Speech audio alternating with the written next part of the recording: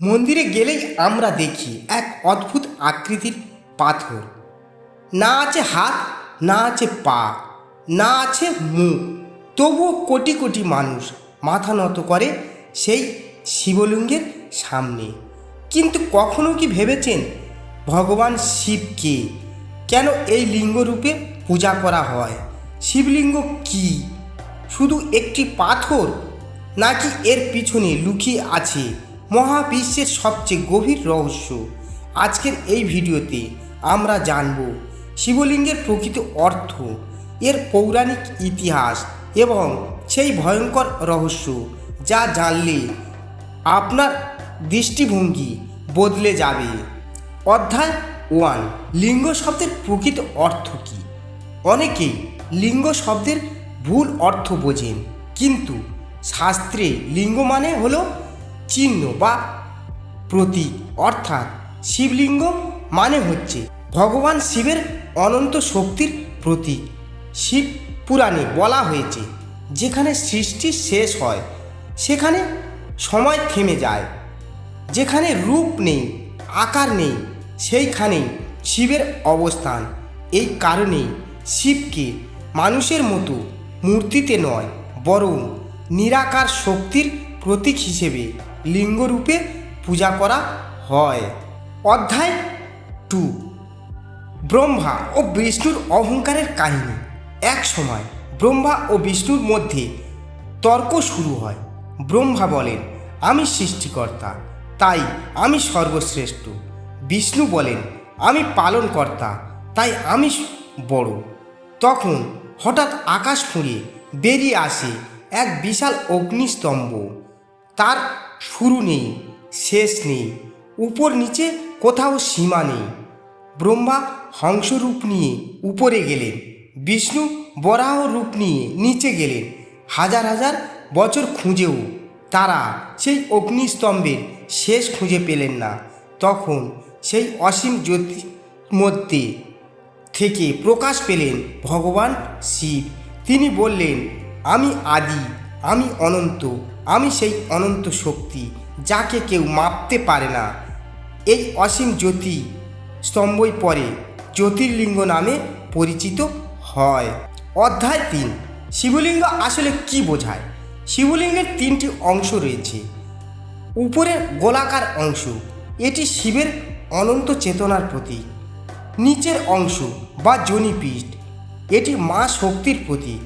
পুরো কাঠামো পুরুষ ও প্রকৃতির মিলন, অর্থাৎ সৃষ্টি শক্তির প্রতীক। শাস্ত্র বলে, শিব ছাড়া শক্তি নিষ্ক্রিয়, আর শক্তি ছাড়া শিব সব সমান। অর্থাৎ শিবলিঙ্গ শুধুই কোনো মূর্তি নয়, এটি পুরো মহাবিশ্বের সৃষ্টি রহস্যের প্রতীক। অধ্যায় 4, কেন শিবলিঙ্গে জল ঢালা হয়? আপনি নিশ্চয়ই দেখেছেন শিবলিঙ্গের উপর সব সময় জল বা দুধ ঢালা হয়, কিন্তু কেন? পুরাণ অনুযায়ী শিবের তপস্যার শক্তি এত প্রবল যে তা সমগ্র বিশ্বকে জ্বালিয়ে দিতে পারে। তাই সেই মহাশক্তিকে শান্ত রাখতে জল অর্পণ করা হয়। আরেকটি আধ্যাত্মিক অর্থও রয়েছে। জল মানে পবিত্রতা। যখন ভক্ত শিবলিঙ্গে জল ঢালে, তখন সে নিজের অহংকার, পাপ ও ক্রোধকে শিবের চরণে অর্পণ করে। অধ্যায় 5, জ্যোতির্লিঙ্গের রহস্য।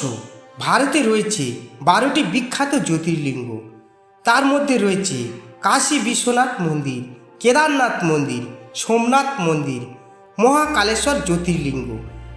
ভক্তদের বিশ্বাস, এই জ্যোতির্লিঙ্গগুলিতে আজও শিবের বিশেষ শক্তি বিরাজমান।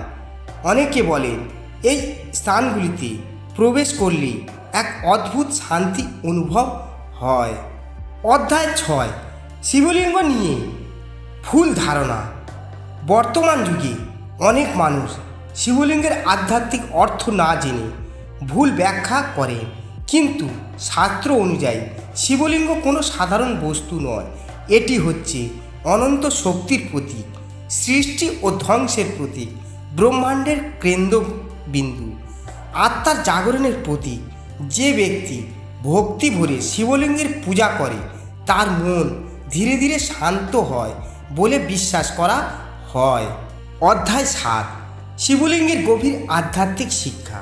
শিবলিঙ্গ আমাদের শেখায় অহংকার ত্যাগ করতে, ধ্যান করতে, শান্ত থাকতে, ভেতরের শক্তিকে জাগিয়ে তুলতে।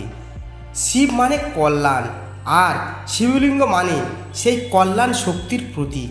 যখন মানুষ চোখ বন্ধ করে ওম নমঃ শিবায় জপ করে, তখন তার মন ধীরে ধীরে স্থির হতে শুরু করে।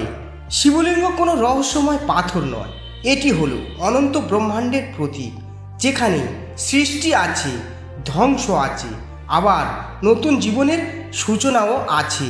ভগবান শিব আমাদের শেখায় অহংকার নয়, শান্তি আসল শক্তি।